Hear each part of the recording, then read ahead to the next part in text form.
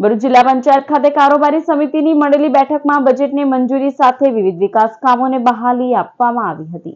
ભરૂચ જિલ્લા પંચાયત ખાતે કારોબારી સમિતિની બેઠક અધ્યક્ષ ધર્મેશ મિસ્ત્રી, ડીડીઓ યોગેશ કાપસે, અધિકારીઓ અને સભ્યોની ઉપસ્થિતિમાં મળી હતી। બેઠકમાં વિવિધ ઠરાવો, જમીન મહેસૂલ 73A ના કેસોને બહાલી અપાઈ હતી। ગત વર્ષનું સુધારેલ અને આ વર્ષના અંદાજપત્રને મંજૂર કરાયું હતું, જે આગામી સામાન્ય સભામાં રજૂ કરવામાં આવશે। જિલ્લામાં વિકાસ કામોને મંજૂરી, હાઈમાસ્ટ, બાકડા મૂકવા, પ્રાથમિક શાળાઓનું નવીનીકરણ, નદીને જોડતા ગામોમાં પરિક્રમાવાસીઓ અને પર્યટકો માટે સુવિધા સહિતના વિકાસ કામોને આવરી લેવાયા હતા। ₹50 લાખ સુધીના ટેન્ડરોને પણ બહાલ કરાયા હતા।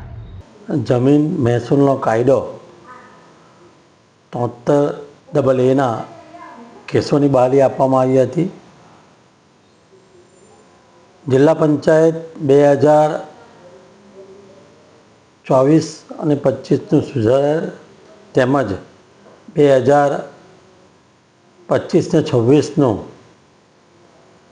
જે બજેટ છે એ અંદાજપત્રની મંજૂર કરવામાં આવ્યું હતું।